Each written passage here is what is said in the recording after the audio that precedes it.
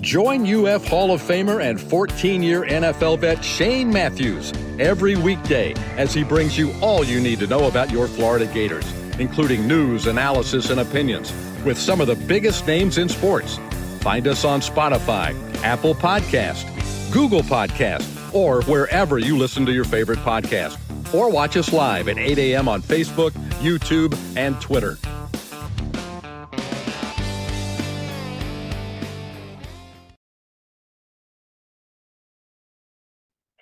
Good morning, live edition of Matthews in the Morning from the International Diamond Center Studios, locations across the state of Florida, right there in Celebration Point in the heart of Gator Nation. Go check them out. It's Christmas time. Get your presents at International Diamond Center. Also, Comfort Temp Heating and Air is your #1 local HVAC company. Comfort is their business. Peace of mind is their promise. Today's show, we have college football analyst and Heisman Trophy Brent Beaird. Heisman Trophy voter, Brent Beaird. And then we'll have Edgar Thompson from Orlando Sentinel get his thoughts on signing day yesterday for the Gators. Looks like their class is right around number 13 in America, depending on what publication you look at. Let's go straight to the Titan Moore Hotline, courtesy of Comfort Temp. We're joined by Brent Beaird. Good morning, Brent. How you doing? Shane, I'm almost doing as well as SEC basketball is right now. They won the ACC SEC Challenge for the second year in a row. Now, last year it was 14-2 SEC. This year it was 9-7 SEC. And 3 years ago, if we go back that far, it was tied 7-7. So, and I know this is not a basketball segment, but I wanted to bring that up. It really shows you the progress the SEC has made in basketball. Yeah, no doubt about it. Some really good teams. Obviously, the Gators lost a heartbreaker the other night at Duke, but they'll bounce back.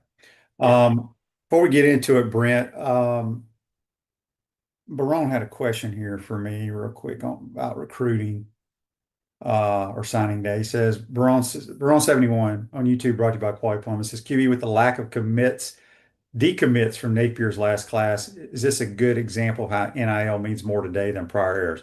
There's no question. I talked to some coaches around the country yesterday, buddies of mine that coach around, and they said what these kids do now, like especially if they have a coaching change, Brent, they find out, so they know how much money they're going to make in their NIL deal with who they've been verbally committed to. Yes. So what they do is they call around or have their agent call around and say to school X, Y, and Z, what will you give if our guy decommits? And if they get more, they're going to decommit because they have no relationship with the new coach. But if they're not going to get more, they're going to stay regardless if they know the coach or not. So it's all based off money. All of it. It is. Yeah. Yes. Yeah. Yeah. There's what you and I grew up with as far as loyalty and liking the school or liking your teammates or whatever. Yes, the money is the #1 thing. And by the way, we still are in the early signing period. It started yesterday and it goes to Friday, but I think we all know probably, I don't know the percentage, but a high percentage of them signed yesterday. So today and tomorrow will be interesting too. Brent, we got a lot of coordinators that are going to be head coaches next year. Well, we do, don't we? Will Stein, Oregon's offense coordinator, Will Stein at Kentucky. Tosh Lapoy at Oregon is going to Cal. Jamarcus Shepard from Alabama, the co-offense coordinator, is going to Oregon State. Brian Hartline is the new coach at South Florida. He was the OC at Ohio State. And Colin Klein, people may miss this one, the A&M offensive coordinator is going to Kansas State. So, Shane, you're right. And imagine having two jobs and having to balance that right now. Yeah, Colin Klein, who played quarterback at Kansas State, their coach was the coach that left North Dakota State a few years ago to take over. He's just retiring, I believe. So that's why they're making that change there. Brent, run down these recruiting rankings for us. Yeah, just to hit a few of the highlights, your top 10. Now, again, these may change a little bit over the next day or so. Southern Cal is number 1. That's interesting. Notre Dame number 2. Oregon 3. Georgia 4. Tennessee 5. Alabama 6. Ohio State 7. Miami 8. A&M 9. And LSU is 10. Florida is 13. South Carolina is 18, Clemson 19, and Virginia Tech is 25. So, and again, we have to remember we have today, we have tomorrow, and then you've got the, can we say normal signing day, Shane, in February that we normally have. Well, we've still got that one too, but the proverbial hay will be in the barn mostly by the time we get around to then, right? Yes, yes, indeed. Muddy Waters on YouTube, brought to you by Kawhi Plum. It says Shane, a top Florida insider who broke the Kiffin news in Sumrall News, said Sumrall knows who he wants as his OC, but the OC is unsure, but something internal he may not like, might be about Lagway. I don't know. Maybe Edgar knows something. We'll ask Edgar. There's a lot of people that think DJ is guaranteed X amount of dollars through his contract or where. I don't know. Maybe somebody knows. Brent, let's talk college football playoff committee. There's a lot of issues going on. I have not watched one of those shows. Just hadn't had time. But I think it's, between Alabama, Notre Dame, Miami. Just give me your thoughts on what's going on. Yeah, several things going on too. The one of the real questions has been asked is, do we really need the championship games? And that is, frankly, a good question. Bama and Georgia are playing. Alabama's already played Georgia. They play again Saturday, and if Alabama is able to get in the postseason tournament, they could play even for a third time. Texas Tech's already beaten BYU for the Big 12, Big 10. You've got you've got a really good matchup here, obviously, between Indiana and Ohio State, but truthfully, it really doesn't mean that much. And it would take us several minutes to figure out the ACC situation, wouldn't it, Shane? Yeah. to be able to be able to deal with that. So, and there's talk about, is the season too long now, with the championship game either being like January 19th or the 20th. So I know that's confusing, but that's kind of where we are with this. And again, the thing Shane mentioned too is we've got still a lot going on in the standings. Alabama's 9, Notre Dame is 10, BYU is 11, Miami is 12.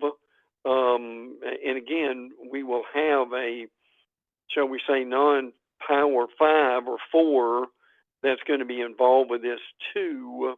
So we're still a long way away from figuring this out, but we will know by Sunday what's going on. Yeah, obviously, I'm a big SEC. I love the championship games. I understand people's thoughts they need to go away, but I can promise you, Georgia and Alabama are wanting to hang that banner, get that ring, No because doubt. these are things you'll remember the rest of your life. Mm-hmm. But I can't ever remember a Big Ten matchup in their championship game like what we're going to see Saturday night. I agree with that. Number 2, Indiana. Number 1, Ohio State. You've got 2 of the better quarterbacks in the nation, Fernando Mendoza and Julian Sang, who, by the way, came from Alabama. So by the way, the Ohio State, the only team to give up fewer than 100 points. Shane, that's staggering, isn't it? Yeah. Really. So, yes, but they're certainly interesting games for championship Saturday. Yeah. Your thoughts on the Big 12 championship game? BYU has already lost at Lubbock to Texas Tech. Neither one of these two teams have played in this championship game. In your mind, if BYU beats Texas Tech, does that knock the Red Raiders out? Well, they're at 5. I don't think it will, but the important thing here is how is this going to affect Notre Dame? Mhm. Notre Dame, obviously being an independent, does not play this weekend. They're 10-2. Remember, they got a bad start and they've really rebounded well. But a lot of people questioning Notre Dame's strength of schedule, which I understand that. So, and then you've got Miami that is kind of waiting to see what's going to happen, hoping they will get in. Shane, I don't see it happening. But one of the teams that has as good of an argument as anybody is, believe it or not, is Vanderbilt. Correct. At 10-2. So, there's thoughts about expanding next year, going from 12 to 16. They would probably be in at that point. But you certainly sense the frustration of the Vanderbilt people with all this too. JLB on YouTube brought to you by Quiet Plumbing says, Shane, do you think the problems Lagway has with mechanics can be fixed at this level? Kind of reminds me of Tebow's throwing motion, which in the end became unfixable. Look, sometimes, when I used to train quarterbacks, you want to get them when they're real young, like 5th and 6th grade, to teach them the proper footwork, things of that nature. Can it be fixed? Maybe. I don't know. But I think bad habits are hard to break the older you are. Again, I've said this multiple times. I'll stand by this. It doesn't matter if it's the Gators, whatever school you're talking about. In today's world, you do not have time to develop people and fix things, especially us. We've been losing way too long. If they can fix him quickly, okay. But if not, we got to find somebody that can play it. And this is every position, not just quarterback. We just don't have time to develop people anymore, in my opinion. Brent, Jeff Brom turns down Penn State. I mean, I can't ever remember what a mess a major program like Penn State, what a mess that place is right now. It truly is. And here are some of the odds of the potential coaches. And my question to you is not how many do you not know, but how many do you actually know? Terry Smith. Well, who is that? Look, I've got to look it up to see. Brian Daboll obviously was in the NFL. He was in Alabama. Kyle Flood, Manny Diaz, we know. Dan Mullen, Mike Tomlin. But, I mean, a lot of these guys Terry Smith, and look, this is just guesswork here, but he's at 43%. Daboll is 33%. But, Shane, doesn't that tell you something? If we're actually having to do a double take and thinking who these guys are. Yeah, I have no idea who that guy is. They have this the betting favorite. John says on Facebook Live, brought to you by Mel Law, heard when Brian Hartline decided to go to USF that the #1 wide receiver didn't sign with Ohio State. USC offered the wide receiver $3 million to sign with them. Yeah. John says Terry Smith is the interim coach. Yeah. So maybe that's all they have. I don't know. It's pretty bizarre to me. A program like them. It really does. Yeah, yes, and they're probably thinking now, should we have kept the previous staff another year? Yeah. Q Lee says Napier ruined DJ with no develop at all. Okay, maybe development's the wrong word. Fundamentals are what you are. Everybody coaches pretty much the same fundamentals at every level. I think it's just bad habits. The Pouncey twins, Mike and Marquise, invite you to try the mango martinis at Spurrier's Gridiron Grill, handcrafted with their J.F. Hayden liqueurs. Try those flavors and find your favorite at shop.jfhaydens.com. All right, Brent, give us some nuggets from the Alabama-Georgia SEC title game. I always say there's nothing better than pregame and the atmosphere of the SEC championship game, and it's going to be crazy with these two teams playing again. Well, one of the great things about that game, and there are a whole lot of them, or the recognition of the every school has a representative, Shane, that they have, and that's always a lot of fun to see kind of who gets booed and who gets cheered. But it's a real honor for them to be able to be there. The atmosphere at the SEC championship game is just unlike no other, frankly. These are some things people need to know. LT Overton for Alabama is out for the game. One of the better D linemen for Alabama. Jam Miller's questionable at running back. Tight end Josh Cuevas, who Bama's got to get back soon. And tight end Danny Lewis, guard Cam Dewberry are questionable with the game too. So those are some injuries folks need to be aware of for Alabama. The big one for Georgia is Drew Bobo, the center, has been ruled out for the game, lower leg injury. Also, Bo Walker, one of the great names in running backs. And this just kind of came up, Shane. He had a car wreck this week and broke his jaw. So he will not be playing. Chauncey Bowens is back for the running back, so that will certainly help them to a degree too. But again, Bama and Georgia, Bama won the game earlier this year. These two teams play a good bit. Georgia had a tough win over Georgia Tech. Alabama had a tough win over Auburn. So and once again, these teams face off with each other. And we thought earlier it would be anybody but Alabama and Georgia, but they rose to the top.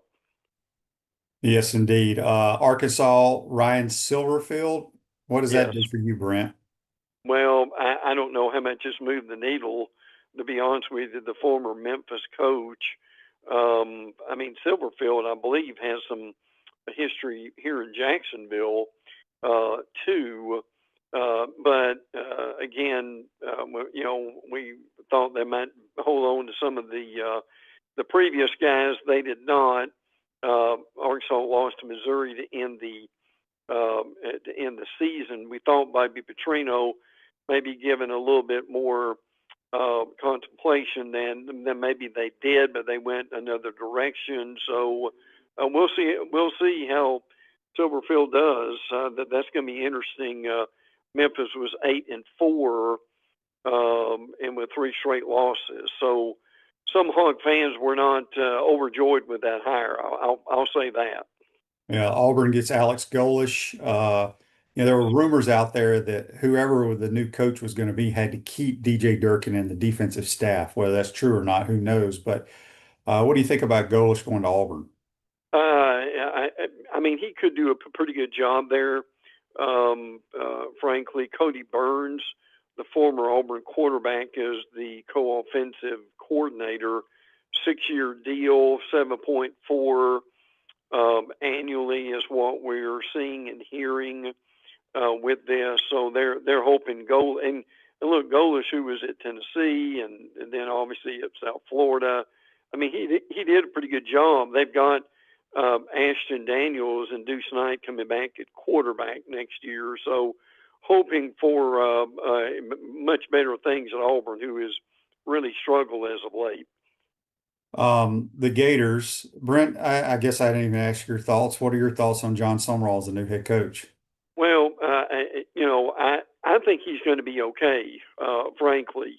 I mean, you know, he did a good job at Troy, did a good job at Tulane. I was certainly impressed with the press conference.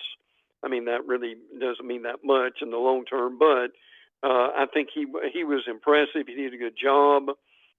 He will be involved with the Tulane North Texas game, and then he will be on board.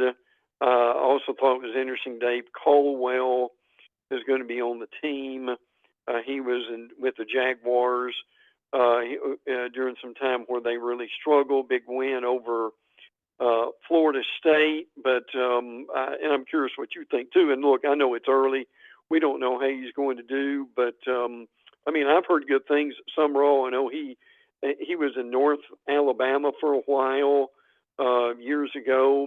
My brother does radio up there. He is well thought of in that area. So And I mean, I've heard good things about him, and with the job he's done. So that will be fascinating to see how he is welcomed.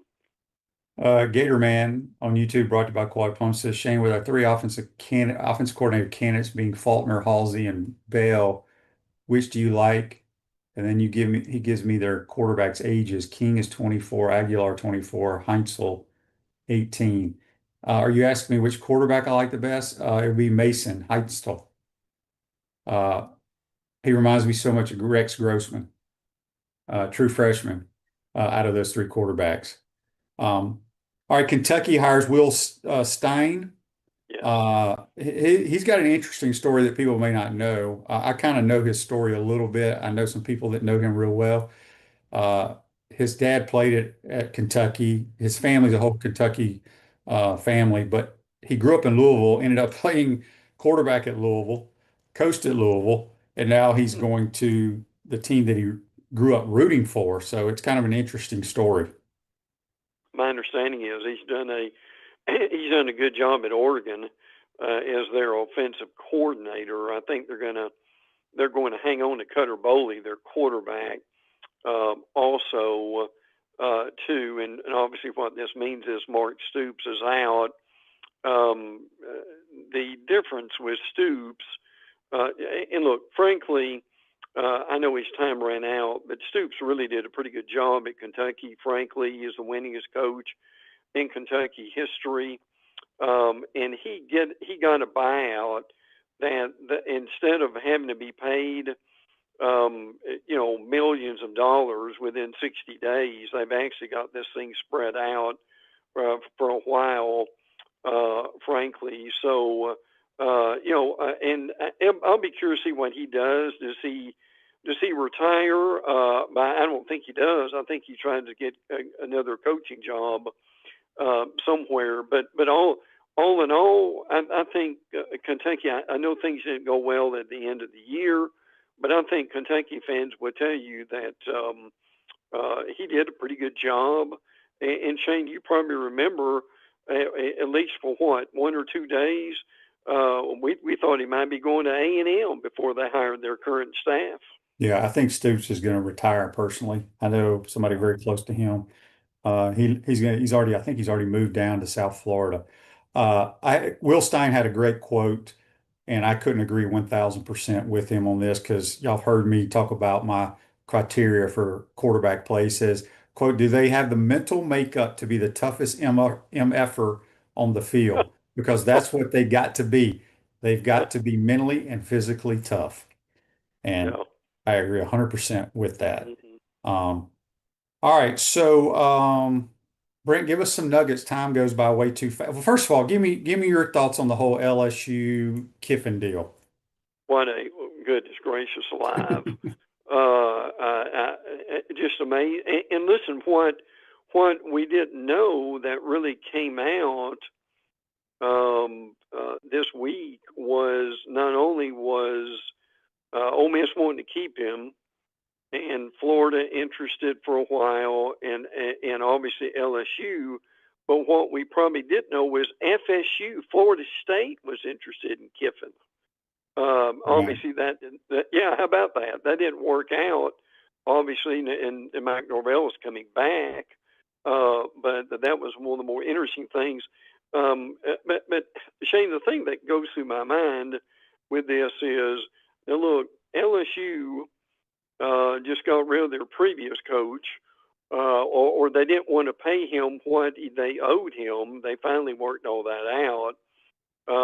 But my question is, does Kiffin not, and I'm sure he does Kiffin not understand that that the same thing could be happening to him, and not go along? And there is some thought that Kiffin's going to be at LSU for a while and then try to go to the NFL.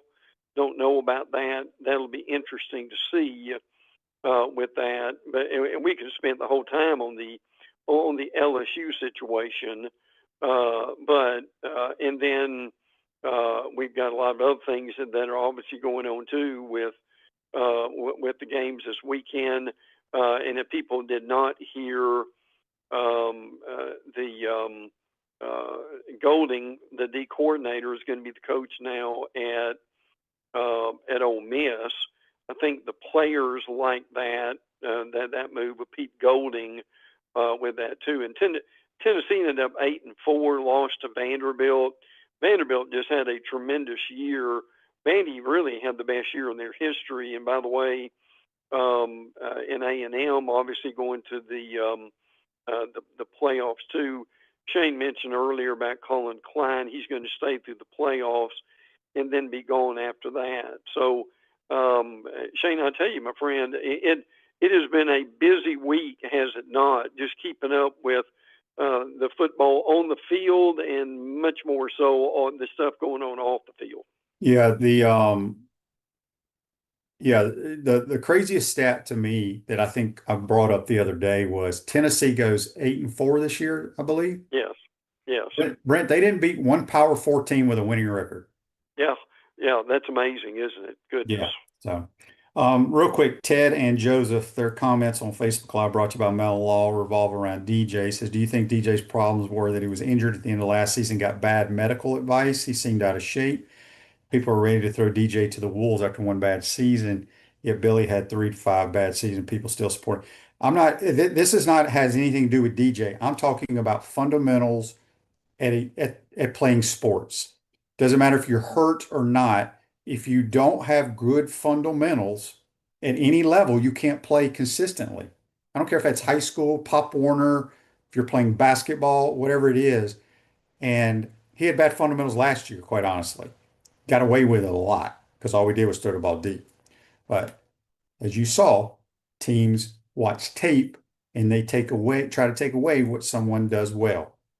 And then they force you to do things that you aren't good at. So we'll see what happens with the new coach, quarterbacks. People keep asking about the Tulane quarterback. He's a transfer from BYU. So I have no idea how many years of eligibility he would have left because those kids at BYU sometimes are like 26, 27 years old. Yeah, they are. So who knows? Brent, a lot of people are commenting on Dave Caldwell getting the GM job. I don't know if you knew him living up in Jacksonville at all. I didn't. I mean, he was there or he was here for a long time. I mean, they really struggled during the time that he was there. He then, I believe, went to the Eagles. I mean, look, even with the record that he had here, I mean, he's still well thought of in a lot of areas. So that I did think that was a very interesting hire with that. And look, it's not only Florida, but it's every other school. The fans need to pay probably more attention to some of the people they hire in these jobs that probably are a lot more important now than they were years ago, or at least things have shifted a little bit in that way. So yes, but I mean, he is Caldwell, to his credit, has gotten good jobs for most of his professional life.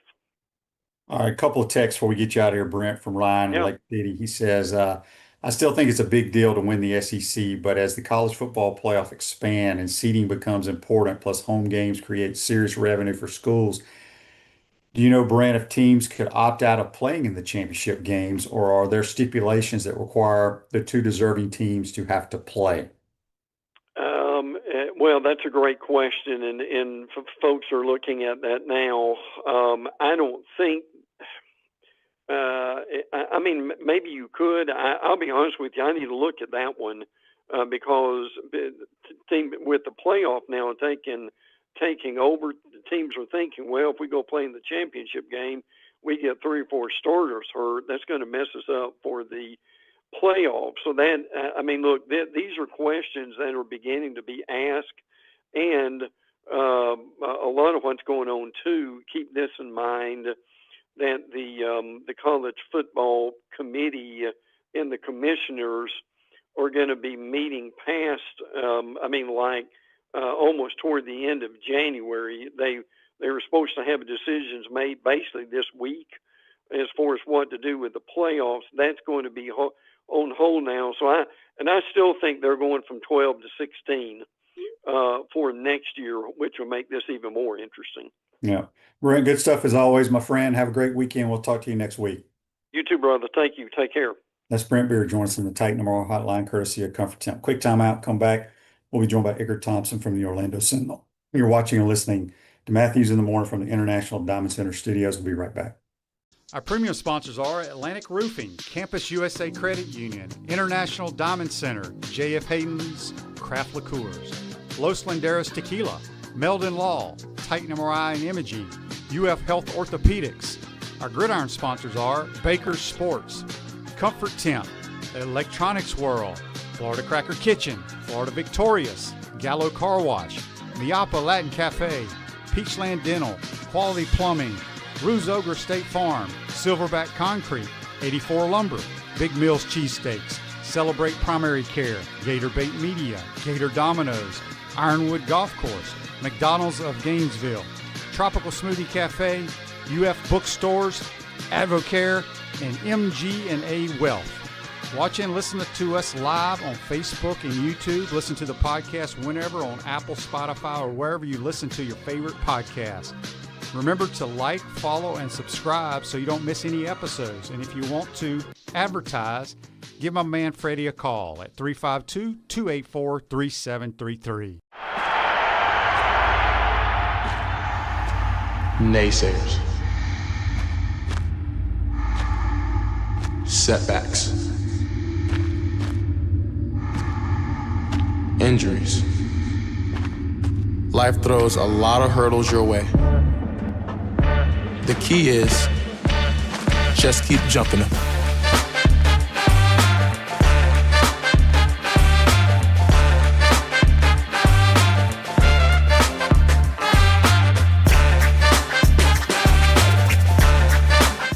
The jewelry store with the most likes, the most positive reviews, the most raving fans is International Diamond Center. IDC is definitely a place that I will come to as long as I live here. This will be my go-to place always. Literally the best jewelry store in town. You'll make friends for life coming in here. I felt like family from the beginning. The value was extraordinary. I've got a beautiful diamond on my finger and I'm very proud of it. International Diamond Center. I'm very happy to show it off. At Celebration Point and online at shopidc.com.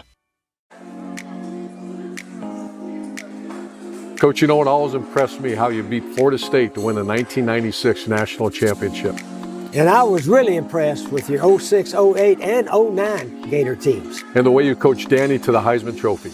A lot like what you did with Tim Tebow. You know, you won more SEC championships than you lost home games at the Swamp. And you had plenty of super games in front of our Gator Nation. Yeah, there really is something special about the Swamp. I guess that's why we say about the Swamp, only the Gators get out alive. To the Swamp and the Gators, with the best beverage served at Spur's Gridiron Grill, 100% agave Los Landeros tequila, aged in bourbon barrels for a smoother taste. I think you mean head beer coach, 1966 lager, a crisp, light, bodied lager for easy drinking. Nope. Los Landeros tequila, smooth enough to drink neat, bold enough to elevate a cocktail. 1966 lager, enjoyed on game days in the fall or whenever you need a winning cold brew. Los Landeros tequila. 1966 lager. Los Landeros. 1966 lager. Y'all stop bickering. Okay, you're both wrong anyway. The best thing Spurrier's Gridiron Grill offers are Jerry's famous chocolate chip cookies.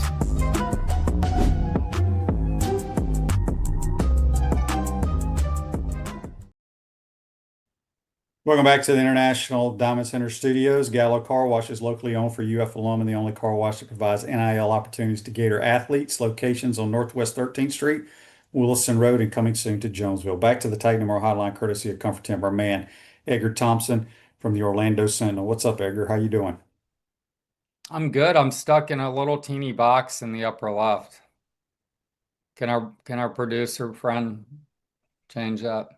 I don't know. I see the same picture no matter what. So you see something different than me. All right, Edgar, your thoughts on John Sumrall? What did you think from the presser? I thought he was fantastic in terms of personality, presentation. He's witty.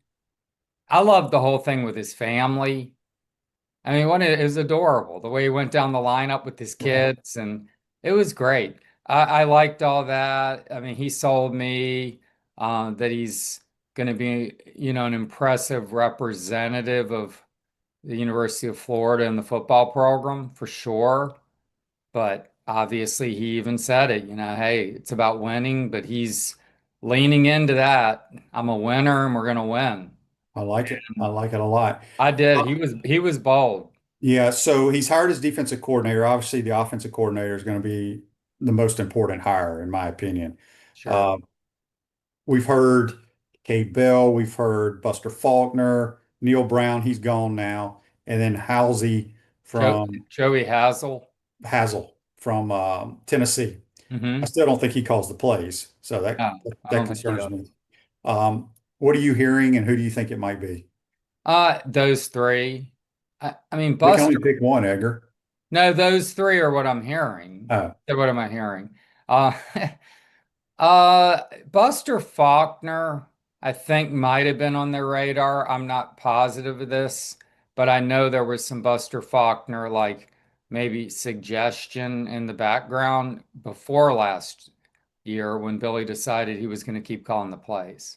So there might already be like some feeling toward that. But look, the romantic hire, as someone put, there'd be a lot of romance around Cade Bell. Kerwin's kid, Gainesville guy, young, up and coming. I know you like him. I mean, he was fantastic at Western Carolina. His final year there, I think the average on is 38. I have some of the stats, 35 this year. I mean, Hazel, the offense at Tennessee rolls, but again, Josh Heupel's the brains there. But this guy, I mean, obviously he's learning under one of the best offensive minds and seems to be pretty impressive. 39-year-old guy. Faulkner's a little older at 44. He played on the same team at Valdosta when Bowl Muschamp was there one year. They overlapped. And then I guess they were at Georgia together a few years before he went to Georgia Tech and took an offense that averaged like 17 a game. And it was averaging 31 the next year. So that's a pretty good jump. And yeah, I mean, all of them have something to sell, and they'd all be better than what the Gators have had in recent seasons, I think, with Billy. And it would free up John Summerall. And Brad White and John worked together for a few years, as everyone knows now at this point. And it was interesting. He's like, I don't hire my friends. I like that line. Yeah. Because you've seen this for a few regimes now, whether it was McElwain sticking with Nussmeier, who he had a relationship with, Greg Nord, whose special teams and tight end play were pretty bad. And he kept guys, Mullen with Grantham, his neighbor, right? Kept him, John Hevesy. And then you had Billy, who hired, it seemed, a lot of friends on his staff and familiarity there. So he's not going to do that. But then you do Brad White, and people are like, oh, he's hiring his friends. Well, 3 years together, I'm sure they're friends, but it isn't like, long-term buddies. But those Kentucky front sevens and defenses have been good. Very good. And that guy, not recent last couple of years, but they've laid the wood to Florida pretty good. And they're good, aggressive, physical teams up front, and that's kind of his expertise. So I like that hire. And plus, John Summerall's a defensive guy, so that guy won't be on an island. And the offensive coordinator, he'll probably let the guy run what he runs and stay out of the way to a large degree, you got to think. I think he will. The thing about Buster Faulkner, I know a lot of people have commented on text and stuff. He's running what he's running at Georgia Tech the last 2 years because of their quarterback and kind of their head coach's mentality, run quarterback powers. Haynes King's not a very good thrower. He's a air raid type guy coming from Valdosta State. And I do know this, if Mike Bobo is ever let go or decides to retire, that's Kirby's first call, in my opinion, is Buster Faulkner. So, one of the problems, sorry to interrupt you, that someone pointed out, I think it was Will Muschamp via Mark Long, actually. We were talking about it on our podcast a couple days ago.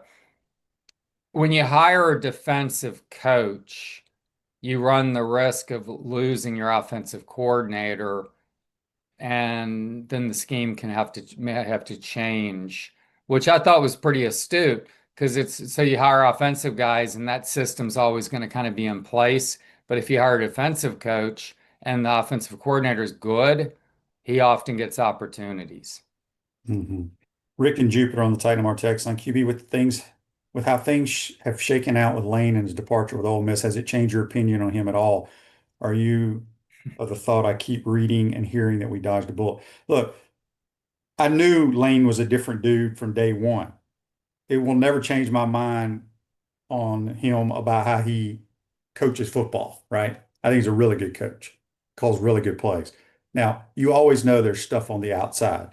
But maybe we did dodge a bullet. But he can still call plays regardless of all that nonsense. Yeah, I brought that up before we got on here. Look, it was going to be exciting football. It was going to be entertaining. It was going to be winning. Not saying that John Summerall can't do that, but what he won't do is bring all the, ancillary stuff to it. And as I joked, I'm glad I'm not going to have to be, monitoring my phone at 6:38 in the morning of game day that he's doing hot yoga with the cheerleaders from the other team, or 11:38 he's taking a shot at, the coach of the team they're playing that week. Right. But that's entertaining to some. It's a pain in the ass if you're on my end of it. Right. Andy's question for you on Facebook Live, brought to you by Mel Law. Now that the dust is settling, how do you think Scott Strickland has managed the coaching change? Nobody was more happy, giddy, relaxed on Monday afternoon than Scott Strickland. It was a arduous 6-week process. They spoke to at least 10, 11 guys. I mean, I pretty much know the list of people at this point. And there were some really, big time guys on there, at least phone calls with certain guys. And I really would have liked to seen Kenny Dillingham get a real shot personally. I mean, offensive guy, young guy, but he early on kind of ruled himself out. So this is where they landed. I don't think this is like a third or fourth or fifth choice. I think this is the guy who stood out to them. If it wasn't going to be Lane Kiffin, I think they were really thinking John Summerall. So, I mean, Lane was the target. I mean, they're honest about that. But he just kind of ghosted him a bit, went incommunicado, and I think decided that, whether it's because Nick Saban's influence, Jimmy Sexton's influence, his own decision making, his ex-wife Layla's influence, her brother's influence, all the stuff we've talked about and has been talked about their visits and what they liked and didn't like. Whatever it came down to, he ultimately really just didn't lean into the Florida pursuit and just, left it between LSU and Ole Miss. And I think they kind of, everyone's some of these deadlines and ultimatums. I don't think it was an ultimatum. I'm saying from Florida's end. We heard the Ole Miss one too, but they wanted some clarity, and then they didn't get it. And you got to pivot, because you can't sit there and let Auburn get John Summerall, because Auburn was deep in on John Summerall. So they did beat Auburn out for John Summerall. Ole Miss probably would have. I mean, they may have gone with Pete Golding. I doubt it. But they would have hired John Summerall, and if he'd stayed at Ole Miss, LSU might have hired John Summerall. So this wasn't the Billy Napier hiring process where it was one guy and nobody else was in that cycle pursuing him. Billy might have had some opportunities in previous seasons, maybe. I still don't know that I believe there were offer sheets and things like this for Billy Napier at these other schools he likes to talk about he could have gone to. But this was a thorough search. So that's all you can do. And I think Scott came out of it looking pretty good, especially after the performance John Summerall put on Monday and the endorsement John Summerall received from people like Urban Meyer, for example, and Steve Spurrier. Atlantic Roofing, your roofing experts for residential and commercial roofing with more than 50 years of local experience. All right, Edgar, got a bunch of text here, and I've commented on it because people have asked me, and I don't know if you know the answer, because I don't. Basically, this is from Bobby wanting to know if you know anything about DJ's contract, NIL contract. Is he guaranteed like basically, I've always said, and this just not just for the quarterback, I've always said when new coaches come in, they're going to look at their roster with their staff and say, okay, Edgar Thompson plays left tackle. Do we want Edgar Thompson to be on our team? Or do we have a left tackle that we like somewhere else that we want to bring in, or a high school kid we're bringing in? With the quarterback being so important, do you know if he is guaranteed X amount of dollars NIL or whatever for next year? I'm built more like a receiver, I think. Okay, you're not a left tackle, that's for sure. But too slow. But you know what they're asking here. I'm curious as well. So I heard this the other day, and I didn't know this at all. I wrote a story a week ago, like we do these burning questions that thank God I don't have to do anymore for this bad football team that we discovered. But and the season's over, mercifully. Though I got to say this before we get to that, man, the other day I went to that game and I'm like, God, this is going to be so boring. I don't really want to be here. And I know people are like, oh, boo-hoo, that's a tough job you have. But it wasn't really, I wasn't excited. And then you go watch a guy rush for 266. I was pretty exhilarating. Mm-hmm. That was like a Herschel Walker kind of thing. Give the guy the ball all day long, just let him do his thing. So that was fun. But at the game, I'm talking with someone, and they're like, DJ really can't go anywhere next season. And I'm like, huh? Because this rev share that was instituted in July, 20.5 million given to athletes, with the brunt of it going to football, 15.8 to football annually, right? You have to distribute that among your football roster. Well, a lot of people front-loaded big contracts because they didn't want like your quarterback, let's just say, taking 2 million of that 15.8 because it's just too big a chunk. So I think DJ potentially, I'm not saying this is 100%, but it made sense. They front-loaded a big deal with him that extended over 2 years because they didn't want him on the books necessarily. I think that might be how it worked. Don't hold me to it. So he might be locked in for next year too, and would have financial penalties if he were to leave. Is that when you said he signed a 2-year deal, but he's already been here 2 years? Well, no, but last July is when rev share I see what you're came saying. in. And they're thinking at the time, despite the injuries and lack of practice and all that, this kid was going to figure it out and play well, build on the season before, and it didn't go like they probably expected. But I think that might be the case that he's in here that he's kind of locked in for 2 years. Again, don't hold me to it, but that's kind of what I'm hearing. So I guess it'll be interesting if the new coach, OC, quarterback coach, has his own guy and says, look, this is who we're going to play. So you could be paying somebody a lot of money not to play. Already paid him though, maybe. Right. That's what I'm saying. Yeah. Interesting. I don't know. Are you hearing anything along those lines? No, I've heard multiple, I've heard that it was a 2-year deal, but I didn't know if that went from year 1 to year 2 because he's going into his 3rd year. They were trying to front load deals. You're following what I'm saying there. Yeah, no, I totally get what you're doing. Of course. We're saying, who knows? When it's all said and done, it's still kind of silly when we're talking about this in college football, right? Well, the NIL, just this whole rev share thing, it created a real sense of urgency with schools. How are we going to manage that? And let's just get some of this cost off the books. Now, I'm not saying he was given all of it yet. I just don't know how that plays out. So that his deal could be very similar to, say, Vernell Brown III or Dallas Wilson. They could have signed multi-year deals where they have to stay, right? Potentially. I just don't know, and I don't want to start getting that rumor going. No, I don't either. But I do think there's something to it that DJ might face financial penalty if he were to transfer. After the game, man, you heard him. I mean, he came in with an ice pack on his shoulder, which was interesting. He hadn't done that before, right?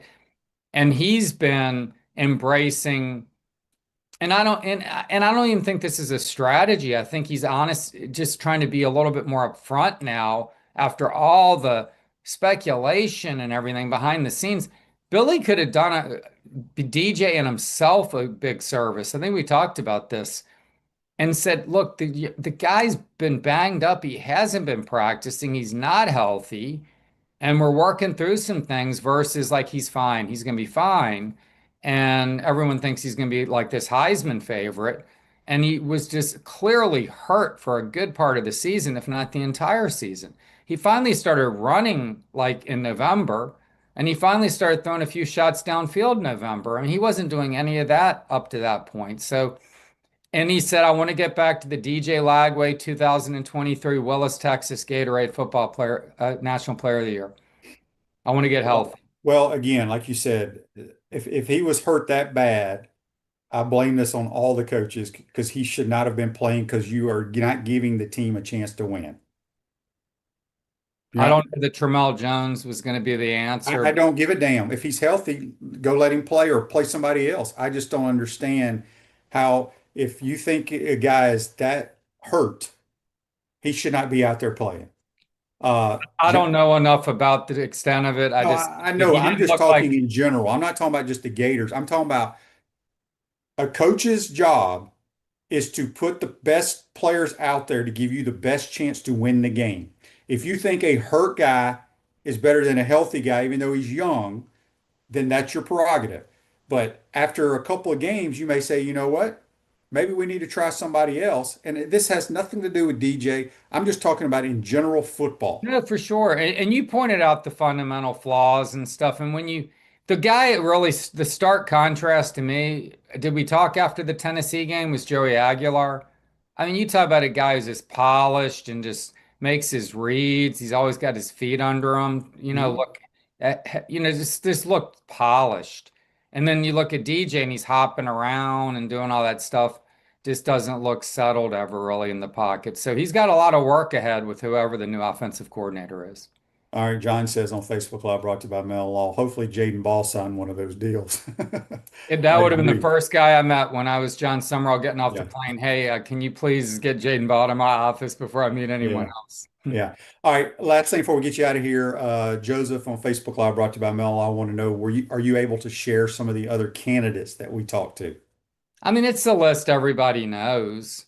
It doesn't sound like they talked to Brent Key. I mean, God, I don't have it in front of me. It's just like it's all just. But I mean, I think Rhett Lashley was an early guy they talked to who got a raise. I mean, obviously they talked to Drinkwitz. We know this. But we didn't talk to Lincoln Riley because I didn't realize Trace doesn't Lincoln represent Riley. anymore. No, he doesn't. I didn't realize that. Yeah, I didn't either. I found that out though. But I mean, who are the other names? Dillingham's another one. Clark Lee. Yeah, Clark Lee. Oh, this is interesting. You know who would have been and this is one name that didn't come up. You know who would have been the next choices? Clark Lee, and the other name that came up, Matt Patricia. Interesting. His name was not out there anywhere. And that kind of came up on Monday. So that was interesting. Did we ever speak to James Franklin, you think? No. Who's some other names? I mean, I think maybe Braum. I'm sure Braum was, vetted or whatever. Everybody, there were a lot of people that liked Alex Golish. Did we ever talk to him? It didn't seem his name didn't really come up. Okay. I liked him too. I thought Auburn ended up pretty well off in this, I think. It's interesting to see all the movement. 6 new coaches or whatever next year. I don't think there were any this year. Going to be interesting. But Scott Strickland, or the Gators or Florida or Lane Kiffin really ultimately made a lot of people a lot of money. A lot of raises were given during this right? Yeah. Edgar, good stuff as always, my friend. Appreciate your time. We'll talk to you maybe next week. Thanks, Shane. That's Edgar Thompson from the Orlando Sentinel. Join us on the Titan More Hotline, courtesy of Comfort Temp. Ruse Ogre State Farm Office is a team of dedicated insurance professionals ready to help life go right with the right insurance options for you and your family. Visit ogreinsurance.com. Give them a call at 352-240-1779. Thanks to Edgar and Brent. We'll have some Peachland Dental picks tomorrow. JC and I will. Have a great day, folks. We'll see you then. Take care.